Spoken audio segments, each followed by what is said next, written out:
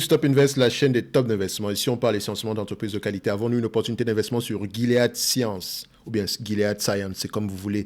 C'est la question à laquelle on va essayer de répondre en se basant sur les états financiers de la compagnie. Je rappelle que ceci représente uniquement mon point de vue et non un conseil d'investissement. Et comme d'habitude, je me réserve le droit de me tromper.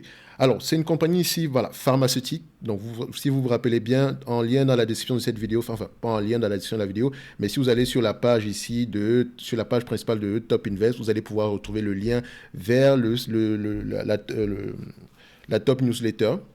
OK, où on a partagé, qui est gratuite, je précise toujours, d'accord. Donc, où on a partagé dernièrement ici une analyse sectorielle sur les laboratoires pharmaceutiques. OK, donc aujourd'hui, enfin, depuis quelques jours, on a commencé à parler plus d'entreprises ici dans ce segment d'activité-là. Et il nous reste encore une belle liste ici, d'accord. Donc, on a Gilead, GlaxoSmithKline, Zoetis, Biogen, Novo Nordisk qu'on a déjà eu étudié, d'accord. Zoetis également qu'on a étudié, GlaxoSmithKline qu'on a déjà eu étudié. Gilead, c'est la première fois qu'on va l'étudier ici sur quantitativement. Donc, c'est une compagnie qui a ses propres problèmes, dans le sens où, en fait, non seulement on peut prendre en considération les brevets qui viennent à expiration, mais également elle a un médicament qui soigne. Et qui dit médicament qui soigne dit également qu'il y a moins de patients. Quand il y a moins de patients, moins de revenus. Okay, c'est une compagnie également, si vous la connaissez, elle a eu tendance à faire de très bonnes acquisitions par le passé. OK?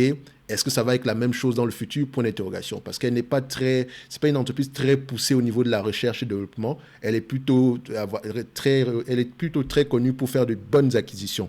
Maintenant, ça peut marcher pendant un certain temps, mais pas tout le temps. Bref, on va aller rapidement.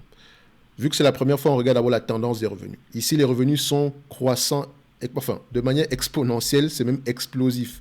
On va le dire comme ça. Alors, si vous regardez bien, quand vous voyez ce genre de variation, ça veut dire qu'il y a une acquisition quelque part. Aucune entreprise ne fait ce genre de variation-là. Il faut vraiment quelque chose d'exceptionnel pour qu'il y ait ce genre de revenus. Et vous pouvez voir ici qu'il y a un impact à ce niveau-ci. Donc, cette acquisition en 2012 a dû changer beaucoup de choses ici.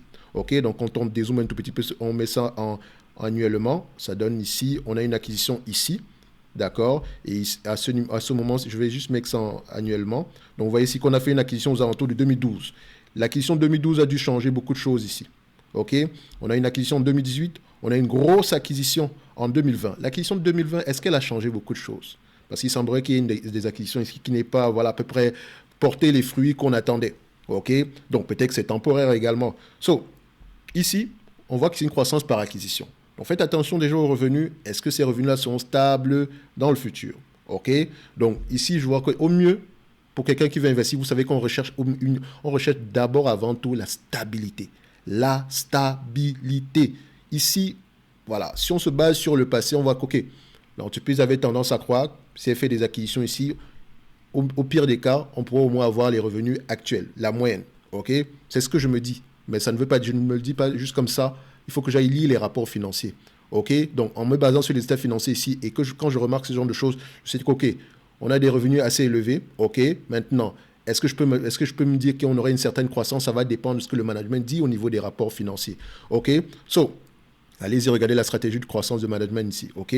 Maintenant, quand on regarde la marge brute, OK? C'est bien d'avoir une croissance, mais est-ce que la marge brute suit? Ici, on a une marge brute, vous allez penser que la marge brute est en zigzag. On va juste dézoomer un tout petit peu ici. Attention, là, c'est 74 et là, c'est 79. Il n'y a pas une grosse différence. Donc, parce que quand vous allez le voir comme ça, vous allez vous dire, ah non, ça chute. Oui, de 87 à 75, c'est quand même 10%. 13% par là. Mais voilà, on est revenu à peu près aux alentours de 85-80% par là. OK? Donc, on peut se dire ici que la marge brute est à peu près stable. OK? Surtout pour une entreprise qui fait d'aussi grosses acquisitions. C'est à peu près stable. OK? C'est bien la marge brute. Maintenant, est-ce qu'on va aller regarder la marge nette? Ça ne veut pas dire que quand vous allez lire les rapports financiers, vous n'allez pas questionner le management par rapport. Et quand je dis questionner le management, c'est-à-dire quand je regarde les rapports financiers, je vais voir pourquoi est-ce que la marge brute a diminué. On vous donne cette information-là. Maintenant, on regarde ici les free cash flow et net income pour voir si on parle le même langage. Ici, minimum net income doit être égal, free cash flow doit être égal à minimum net income. OK? Le free cash flow est généralement très différent du net income parce qu'il y a la dépréciation, amortissement ici qui peut faire la différence. Il y a certaines entreprises qui déprécient plus qu'ils n'en ont réellement besoin. alors qu'elles vont dépenser moins en capital, parce que techniquement, la dépréciation amortissement est réservée pour la dépense en capital, mais toutes les entreprises qui déprécient un certain actif ici ne dépensent pas également la même somme en dépenses en capital. Donc, parfois, ça peut créer cette différence-là, mais les free cash flow ici représentent la véritable rentabilité, généralement d'une entité. Si une entreprise a des bénéfices nets sans free cash flow, elle ne gagne pas d'argent. D'accord? Donc, bénéfices nets ici et free cash flow, est-ce qu'on parle le même langage? On se rend compte ici que les free cash flow sont généralement plus élevés que les bénéfices nets. D'accord? Attention, vous les voyez, les net income ici fluctuent, mais il faut les normaliser. Peut-être qu'ici, il y a une situation exceptionnelle. Là, en 2020, on dit qu'on a perdu, on n'a presque pas gagné d'argent, alors que les free cash flow étaient aux alentours de 7 milliards par là.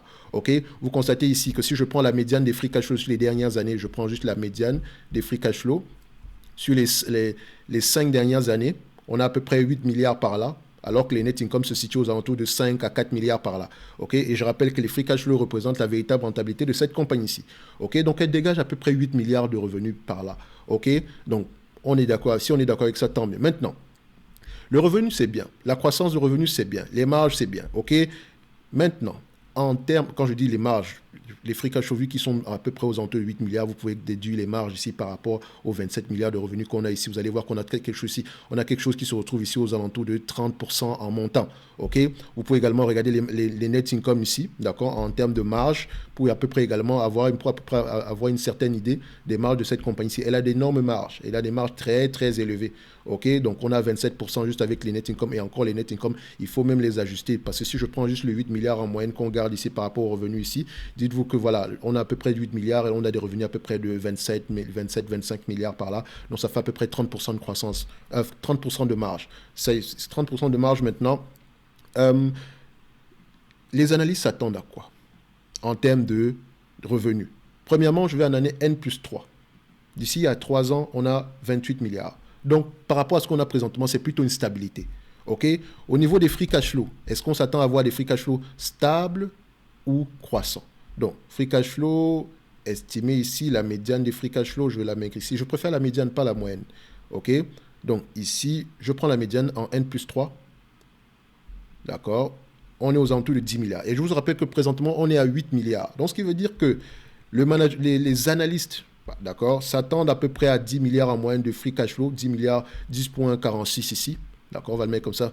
Je vais mettre 10 milliards. Ça ne dérange pas. 10,46. 10 milliards ici divisé par 28, ça donne à peu près aux alentours de 35%. Donc, s'attendent à des marges à peu près de 30% et plus. OK? Tant mieux. OK? Donc, maintenant, quel est le PER moyen que le marché paye pour cette compagnie? Si je prends les price to free cash flow, vu que pour moi, la rentabilité de l'entreprise est représentée ici par les free cash flow. Mais également, n'oubliez pas ceci.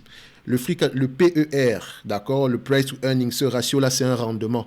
D'accord? Donc, même si je le prends en termes de price to free cash flow, je pensais toujours en termes de rendement.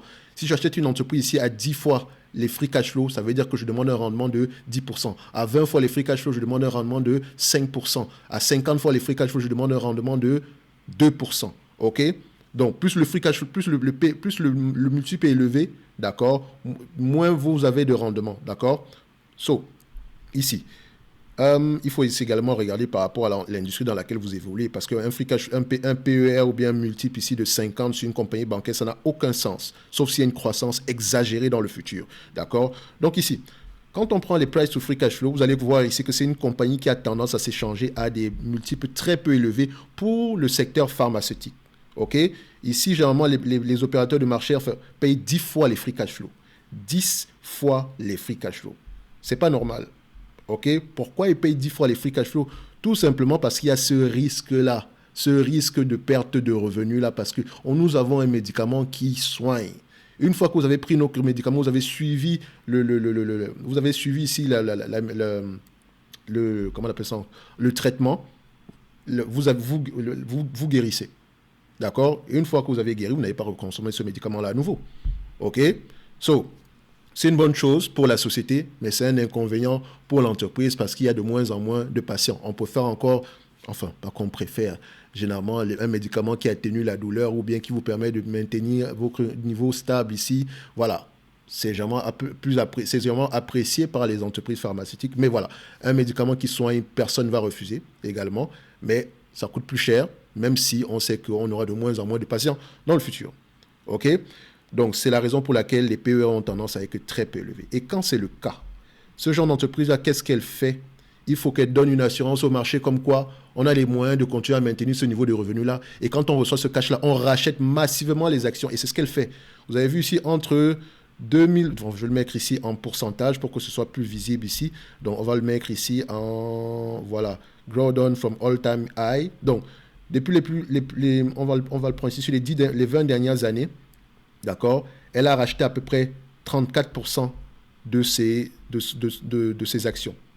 D'accord? Donc, je peux le prendre également ici, grow down from peak.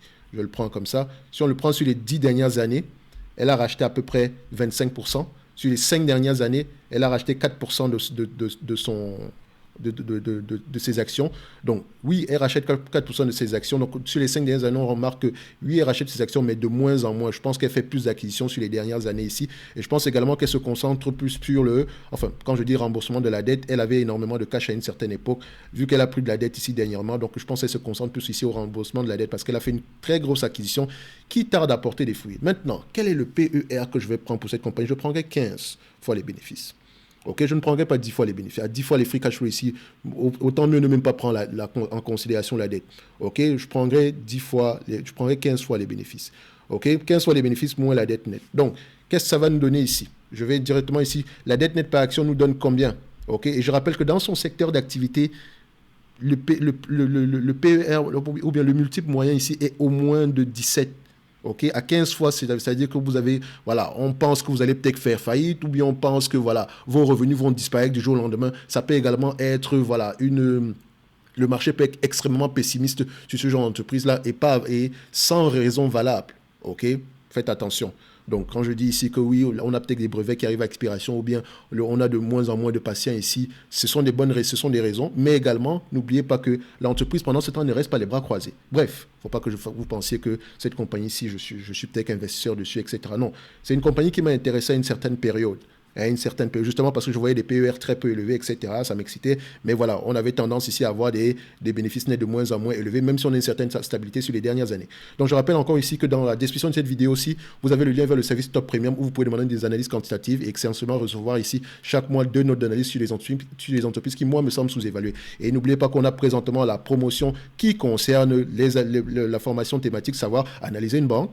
Et comment lire les rapports financiers, pas les états financiers, les rapports financiers. Il reste 101 places et ça se termine dans 2 jours. On a le 29, le 30 et le 31 du mois de mars. D'accord? Donc, n'oubliez pas, c'est sans charge supplémentaire par rapport au service Top Premium. En fait, en réalité, vu que c'est une prévente, vous payez uniquement le prix du service Top Premium. Donc, on revient ici. Qu'est-ce que ça donne? Alors, en termes de revenus, qu'est-ce que ça donne ici? En termes d'évaluation, qu'est-ce que ça donne? Et ça me concerne moi. D'accord? Si vous pensez que c'est 10 fois les bénéfices, allez-y, payez 10 fois les bénéfices. Il n'y a pas de souci d'être très précautionné également. Moi, je prendrais 15 fois les bénéfices. OK? Et je vous ai dit pourquoi. Maintenant, 15 fois les bénéfices, ça donne quoi? Les analystes, déjà, si on prend ici les price to, voilà, si on regarde ici les free cash flow, on a à peu près, vous voyez que les free cash flow sont plus élevés que les net income. OK? Je vais être très pessimiste. Voilà, je vais prendre les bénéfices nets. D'accord? On va le garder comme ça. Vous savez que les free cash flow sont plus élevés. Moi, on prendra les bénéfices nets ici, histoire d'être encore plus conservateur. Alors, qu'est-ce qu'on remarque? Je viens ici sur l'analyse scorecard. Est-ce qu'ils ont tendance à faire de bonnes prévisions ici? Oui, sur les 5 dernières années, on s'est trompé une fois avec une marge d'erreur de 30%, ça va, c'est correct. Sinon, sur les 10 dernières années ici, voilà, 8 fois sur 10, on a raison. Parfait. Maintenant, moi, comme je l'ai toujours dit, ce n'est pas l'objectif de prix des analystes ne m'intéresse pas. C'est l'objectif de marge, l'objectif de bénéfice net, l'objectif de revenu, c'est ça qui, moi, m'intéresse. Parce que calculer la valeur d'une action, ce n'est pas très compliqué non plus. OK? Mais garder une action à long terme, si on lit les rapports financiers, c'est ça qui est compliqué. Il faut savoir maintenant faire parler ces chiffres-là, donc interroger le management sur le bien fondé du maintien des marges à 10, 15, 1, 2, 3%. OK? Donc, maintenant, en termes de bénéfices nets, on s'attend à 6,81$ par action, déjà, vu que on parle ici de bénéfices nets, on aura besoin de la dette nette. Donc, je prends la dette nette, le nombre d'actions, ça donne combien? Je prends ici 17 milliards 420 et encore aller vérifier sur Yahoo Finance si c'est exactement ça. Divisé par le nombre d'actions, 1 milliard 260 en date d'aujourd'hui. Ça fait à peu près 13,82$ par action en dette nette. OK? Maintenant, je viens là. Je prends mon 6,81$ attendu en 2023. D'accord? 6,81$ et je rappelle que c'est moins élevé que la période précédente. D'accord? Donc, il faut faire attention. Multiplié par 15 fois les bénéfices, moins la dette nette aux alentours de combien? 13,82 $. Je vais mettre 13,83 $. Ça donne ici une valorisation aux alentours de 88,32 $. OK? Donc, je mets ici 88,32 $. Et je rappelle qu'on a été assez conservateur. D'accord? 88,32 $. Non seulement on a pris des bénéfices nets ici, qui sont généralement moins élevés que la moyenne. OK? Et également, on a pris un PER, voilà, même on a pris un PER de 15 qui me semble assez, voilà, correct. Enfin, moins élevé que, enfin, je dirais en dessous de ce qu'on devrait vraiment généralement s'attendre dans ce secteur d'activité, mais également il y a certains risques spécifiques à cette compagnie-ci. Ok, on ne va pas chercher à être plus intelligent que le marché, on va le prendre comme ça. Et voilà.